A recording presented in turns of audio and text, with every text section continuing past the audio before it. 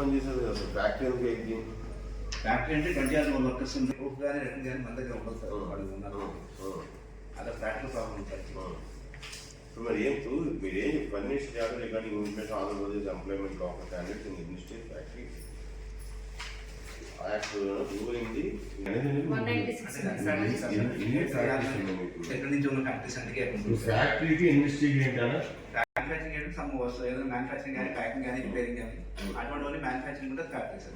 ఇప్పుడు కోడపాల ఒక ఇండస్ట్రీ అవుతుంది సార్. దాని కింద కవర్ అయ్యేవన్నీ కూడా ఫ్యాక్టరీస్ అవుతాయి.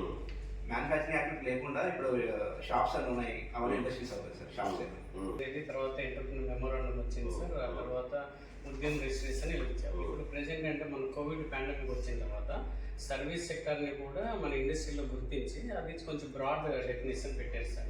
అందులో పెట్టిన తర్వాత sir investment as well as turn over కూడా ఇప్పుడు యాడ్ చేసి ఉద్యమ రిజిస్ట్రేషన్ పెట్టారు. ఫ్యాక్టరీకి ఇండస్ట్రీస్ తేడా ఏంటి?